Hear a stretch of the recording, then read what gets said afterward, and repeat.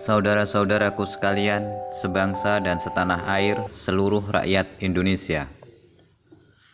Bersama ini kami Lembaga Kedaulatan Rakyat Indonesia menyampaikan bahwa hasil dari amandemen Undang-Undang Dasar 1945 adalah penyelundupan hukum dan batal demi hukum yang berdampak sangat merugikan bangsa Indonesia, rakyat Indonesia.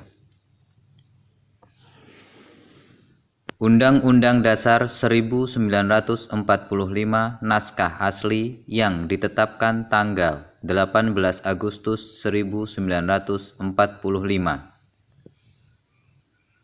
Pasal 3. Majelis Permusyawaratan Rakyat menetapkan Undang-Undang Dasar dan garis-garis besar daripada haluan negara. Undang-Undang Dasar 1945 hasil amandemen. Pasal 3 ayat 1.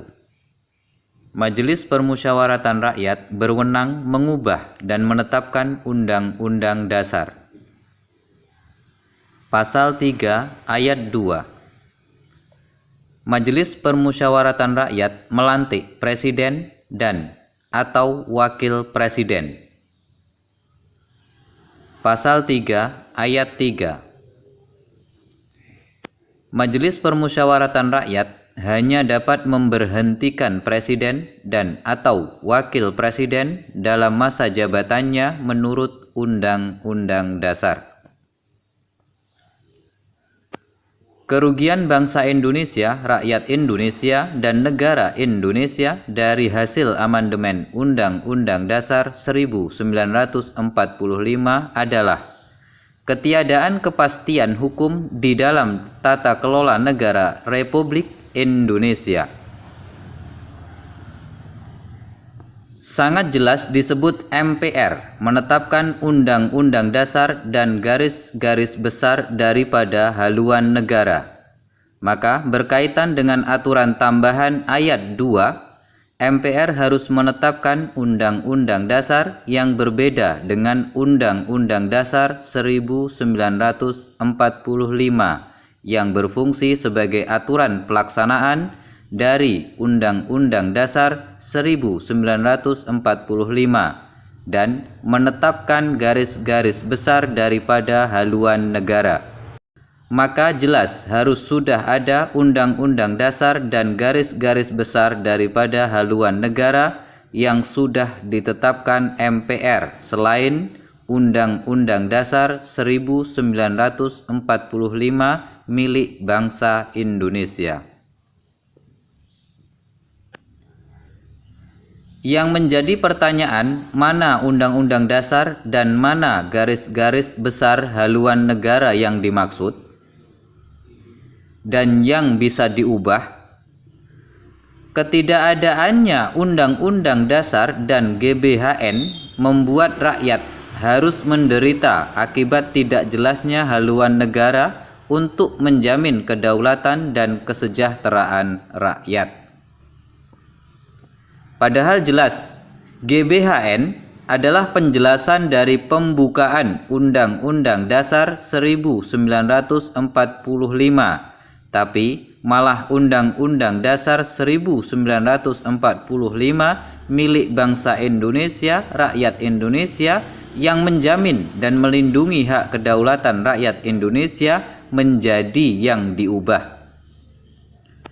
Maka bangsa Indonesia, rakyat Indonesia menjadi kehilangan hak sebagai pemilik negara yang sah, yang berakibat tidak bisa menindak para pekerjanya jika mereka membelok dari Pancasila dan Undang-Undang Dasar 1945 itu sendiri. MPR hanya ditugaskan untuk menetapkan Undang-Undang Dasar dan garis-garis besar daripada haluan negara atau GBHN, dan ditugaskan untuk menetapkan perubahan Undang-Undang Dasar, bukan membuat Undang-Undang Dasar. Seperti halnya BPUPKI adalah sebagai badan perancang dari Undang-Undang Dasar 1945, BPUPKI membentuk Panitia 9 yang sifatnya seperti DPR, mengadakan kerapatan untuk menyetujui rancangan Undang-Undang Dasar 1945 agar segera bisa ditetapkan. Maka sifatnya seperti DPR mengadakan kerapatan yang hasilnya persetujuan atau kesepakatan. Lantas BPUPKI membentuk, walaupun jumlahnya juga 9, tapi membentuk Panitia Persiapan Kemerdekaan Indonesia atau PPKI untuk menetapkan Undang-Undang Dasar Negara Republik Indonesia tahun 1945. Maka Panitia 9 dalam Jakarta Charter tidak sama dengan PPKI. PPKI bersifat majelis untuk memberikan ketetapan hukum seperti halnya majelis hakim. Sedangkan Panitia 9 di Jakarta Charter sifatnya seperti DPR. Jadi tidak mungkin MPR merangkap panitia perancang. Sedangkan yang duduk di MPR atas dasar kedaulatan, maka ada yang memberi daulat atau wewenang.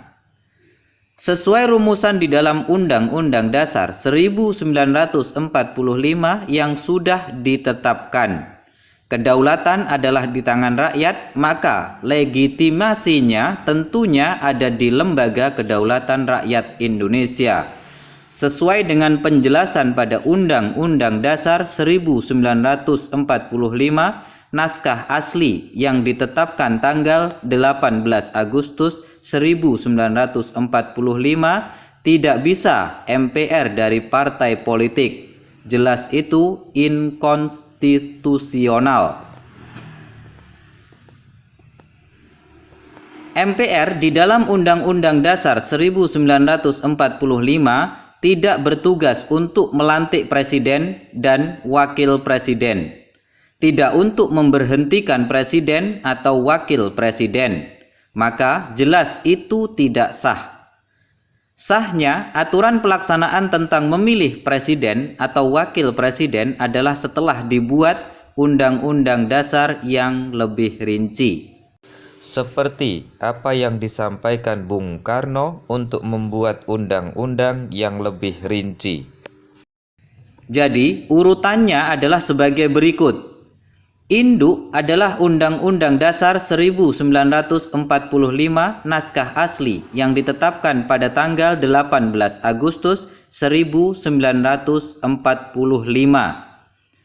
Turunannya sebagai pelaksanaan adalah 1. Undang-Undang Dasar yang harus ditetapkan oleh MPR. 2. Garis-garis besar daripada haluan negara atau GBHN yang harus ditetapkan oleh MPR. Turunan dari Undang-Undang Dasar dan garis-garis besar daripada haluan negara atau GBHN adalah 1. Undang-undang. 2. Peraturan pemerintah. Turunan dari undang-undang dan peraturan pemerintah adalah peraturan daerah tingkat 1. Turunan dari peraturan daerah tingkat 1 adalah peraturan daerah tingkat 2 dan seterusnya sampai ke peraturan tingkat RT. Sesuai tata krama, turunan tidak boleh berani sama leluhurnya, apalagi merubah leluhurnya. Itu jelas generasi durhaka yang berani merubah leluhurnya. Termasuk yang menyetujui juga generasi durhaka. Leluhurnya hukum Indonesia adalah Undang-Undang Dasar 1945, naskah asli yang ditetapkan tanggal 18 Agustus 1945. Selamat merenung saudara-saudaraku sebangsa dan setanah air seluruh rakyat Indonesia. Selamat berjuang, hak rakyat harus kembali. Merdeka! Lembaga Kedaulatan Rakyat Indonesia, Pergerakan Rakyat menuju Alam Kemerdekaan.